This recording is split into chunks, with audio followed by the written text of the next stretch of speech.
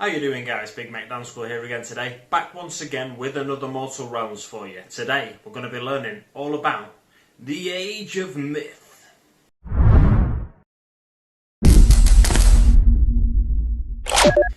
The Age of Myth began with the destruction of the world that was, a time that few except the gods can remember. Sigmar was cast out into the void, clinging to the remains of his broken world. The destruction of the world that was is remembered by few but the gods. This catastrophe sent Sigmar spinning through the void, clinging to what remained of his broken world. Sigmar drifted through the ether, carried directly towards the mortal realms. Stories tell that the great Drake, Dracothian, found the God King in the void and awakened him. With the aid of his new ally, Sigmar then made his way into the 8 realms, and so began the Age of Myth. Sigmar explored each realm in turn. His voyages led him to meet the mortals who made the mortal realms their home. He destroyed the monsters that preyed upon them and taught them many things. Soon they began to worship him as a god. Sigmar awakened other gods who made their own marks upon the realms. Grungni taught mankind the secrets of metalcraft, and Nagash gave order to the spirits of the dead, whilst his undead servants laboured to build great works in his name. Even Gorkamorka, the savage god of the Oruks, worked at his own task to clear the wildest parts of the realms from deadly monsters. Meanwhile, trade between the realms flourished through the portal-like realm gates. In this age, many mortal made the bold claim to have visited each of the great wonders of the mortal realms in person. Through the magic of the realm gates, it was thought possible for a person to achieve this goal over the course of 100 years. The crystal spirits of Thrents, the spear of Malice that jutted from the coast of Tusks, the bone pillars of Anthgor, the peak of the deific Mons in Shaiish. All these places and more were visited by traders and travellers alike.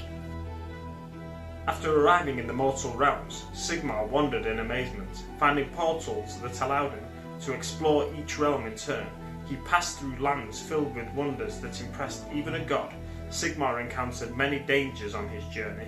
He slew the Hydragors that guarded the gates of Shaiish, overthrew the Volk giants who ruled Akshi, and even killed Oroxis, the world beast, with a blow from his hammer. Sigmar and his fellow gods began to shape the realms. In Grungni's city of Elixir, in the realm of metal, gifted artisans worked night and day. In Thyria's great gardens, the magic of Alariel, goddess of nature, bloomed into life. Most of these great cities have been reduced to rubble, but some have risen once more from dust. The Age of Myth has been largely forgotten. A few songs and legends tell of an age of great alliances, mighty works of magic, and the founding of colossal cities. In these early days, soon after Sigmar had found his fellow gods, a deal was made. Each of the 8 realms was appointed a deity as its protector, and various other oaths were sworn between the gods. The Age of Myth saw magic and civilization spread through each realm. The cities of that time were raised high, and the people who lived within the walls were countless in number. Even Nagashazar, the city crafted by the great necromancer and his followers, was a place of order and progress, where war and anarchy were distant memories. For many generations, this period of peace lasted, with all of the 8 realms prospering in their own way. As with all good things, however, it could not last. The dark gods of chaos had turned their hungry eyes upon the mortal realms and sought to corrupt them. Sigmar was focused on spreading civilization even further across the realms, and he did not see the dangers that lurked in the shadows until it was far too late. The 8 realms float in space, each linked to each other by a series of magical portals. Though they were different in the Age of Myth, their essence in the Age of Sigmar is the same. Many strange worlds make up the home of the God King Sigmar. The largest by far are the 8 mortal realms. These elements of existence can be imagined as spheres of reality coalescing and breaking apart within the void. Each realm is made from the raw energies of creation, with different magic in each. In the spaces between them drift particles of neutral magic, much weaker in power than the magic of the realms. This hue of space between the voids is known as the etheric void, and it forms the sky of the realms. It was in this void that Sigmar was first awakened. With the aid of Dracothian, Sigmar took his first steps in the mortal realms. Beginning in Azir, he began a journey that took him through every one of the 8 realms. As he travelled and marvelled at the wonders he saw, he spread civilization to the mortal races. As he raised more fellow gods, their influence spread across the realms as well. Under the watch of the elven gods, many cities were established in Hysh. The elf gods, Malarian and Marathi, made their home in Ulgu. Many of the descendants of Shaish's original colonists still live there today. Despite Sigmar's influence, Akshi is still a realm divided by war. Many people here worship Sigmar as a god of strength. When Sigmar awakened the god Alariel, she was drawn to Gaian, realm of life. As Sigmar's powers grew, the Chaos gods watched and waited in their own realm. Whilst travelling Gur, the realm of beasts, Sigmar battled many monsters. The god Grungni, freed by Sigmar, created many wonders across Shaman. The All Points is an island between the realms, connected to each one of them by realm gates. In the age of Sigmar, it is ruled by the forces of chaos.